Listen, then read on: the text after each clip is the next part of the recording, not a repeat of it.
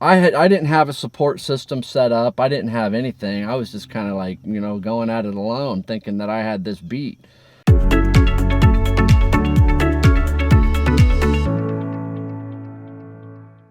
Welcome back to another episode of Life, Recovery, and the Pursuit of Sanity. This is take 3. Oh my goodness. First one was just a complete disaster. Second one, I did the whole freaking thing, and there was no sound. I don't know what happened. But I got sound now, at least as far as I think. Hopefully when I go to edit this sucker, there's sound and I don't have to do something different, like buy a new microphone. That would suck. So anyway, this is episode 4, I think. We're going with 4. Whether or not it's 4 is a moot point.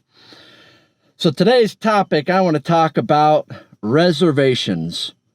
Well, what are reservations, you ask? Oh, I'm glad you asked.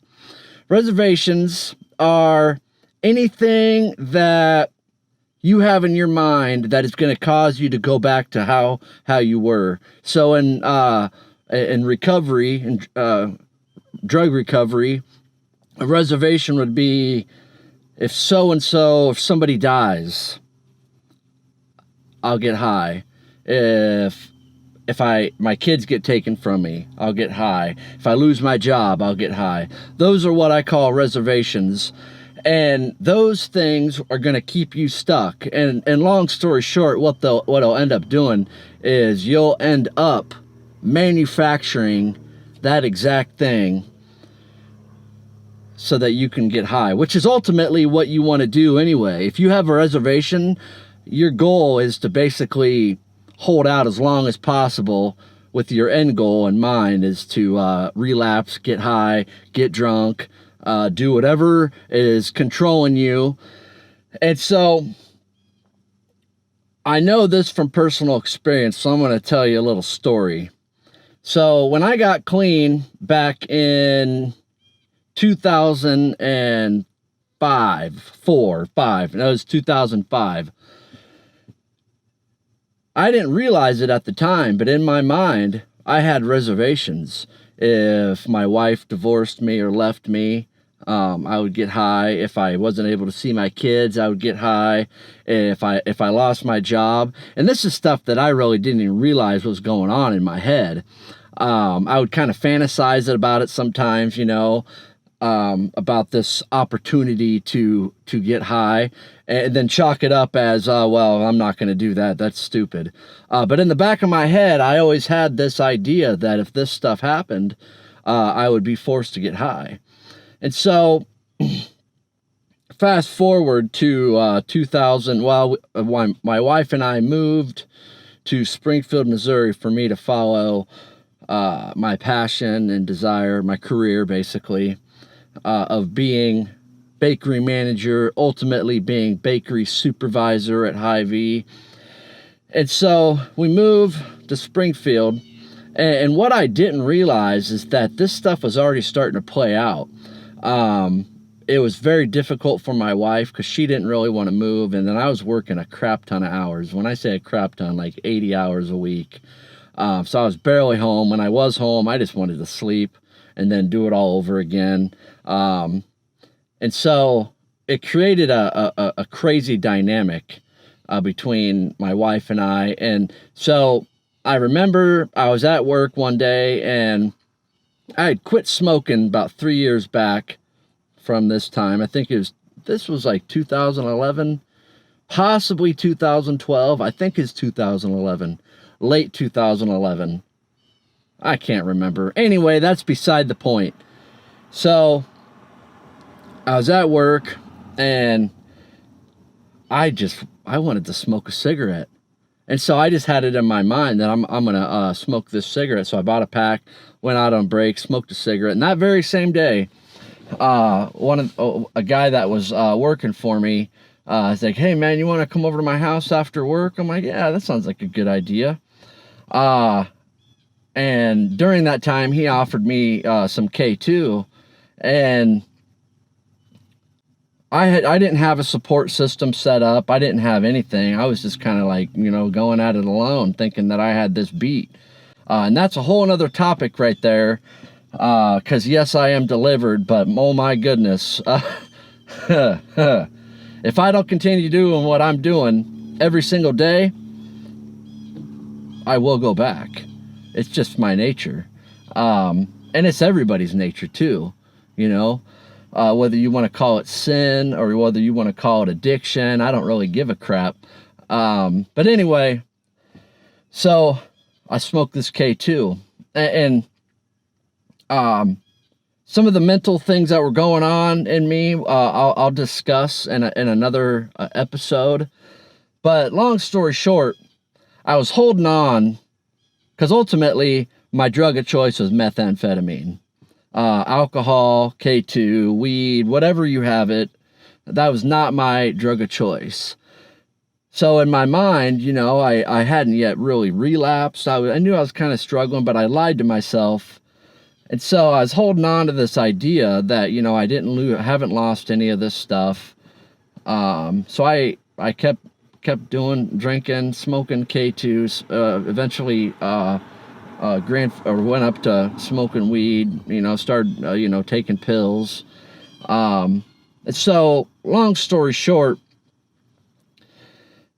I was unfaithful to my wife, and, so this was like a 2 years in the making, of, just chaos on my part. And so she ended up taking the kids and leaving, and so, but I still had my job, I was still able to see my kids. And so these reservations hadn't yet fully manifested, in my mind. And so, I went to treatment, was doing all this, but the whole time I'm just like slowly spiraling. Well, I wouldn't say slowly. It was a pretty rapid spiral out of control after that, but I was grasping on to these things that I thought, were keeping me from going off the deep end.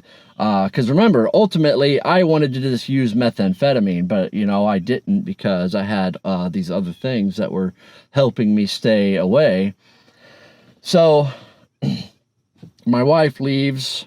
I ended up getting fired from my job, for the dumbest reason possible. Totally my fault. I'm not saying that, but I got caught stealing a donut. That's a true story. I got caught stealing a donut and I got fired. And so that was like, there's 2 out of the 3 right there, lose my job. And so I started really I started popping these pills, and I OD'd, ended up in West Plains psychiatric unit to detox off of all these benzodiazepines I'd been consuming.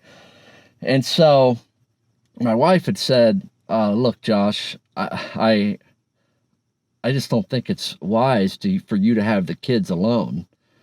So, and that's a very important thing right there, because remember I said, you'll manufacture these reservations. So she said she doesn't want the kids to be with me alone. What I heard was, you can't see your kids anymore. So that was the manufacturer in my head, because I ultimately wanted to use.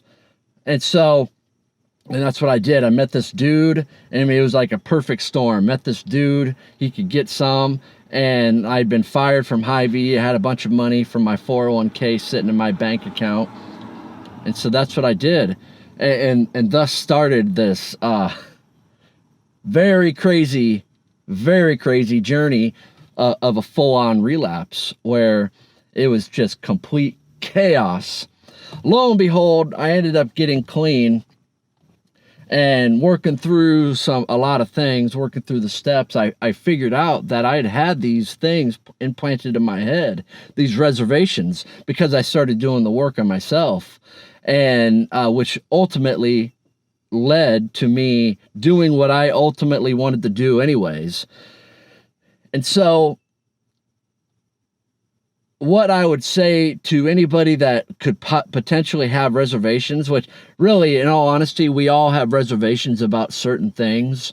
Um, I almost think that they're like protection mechanisms to keep us from not indulging 100%, you know? So if we're not like 100% committed to a relationship, then we'll have reservations about some stuff, you know? This and this and this. If we're not 100% committed to a life of recovery and a life that is free from the controls of mind-altering substances, alcohol included, all you alcoholics out there, because substituting one for another is not okay. I'm a perfect example of that. I thought I could get away with popping pills, drinking booze, smoking that crap, K2, and be okay. As long as I didn't stick that needle in my arm, I was going to be fine. So reservations. And so what I had to do is I had to basically identify those things that were in my mind that would ultimately lead to a relapse. I had to say, all right, no matter what, it doesn't matter what happens to me in this life. It doesn't matter how many people I lose. It doesn't matter if I'm sitting on the streets. No matter what, I am not putting mind-altering substances into my body. No matter what. And so if your problem isn't drugs, whether maybe it's pornography, maybe it's masturbation. And I know that's a touchy subject that nobody wants to talk about, but what are your reservations with that? What is stopping you from living a life that is free from pornography and masturbation? And when you do get free from it, what is going to keep you like that? Because I promise you, if you decide that if my wife doesn't give me enough sex, if I see some pretty lady and I'm turned on, I'll be forced to go back. And that's not the answer. No matter what, you're going to not ever do that again. You're going to choose a life that is free from that. And so my encouragement to you is get with some friends. Get with somebody, a mentor, a sponsor, somebody that can help you through these life-controlling issues. Don't ever go at it alone. If you need treatment, seek treatment. If you need counseling, seek counseling. If you need to be on some meds to help stabilize you, by all means, go see a doctor and be honest with them and see what you could do to help you through this. Don't ever go at it alone. That's the worst thing you can do. And so I'm going to just go ahead and leave you with this, that I love you, God loves you, and there's not a thing you can do about it. Until next time, thanks for joining me. Peace.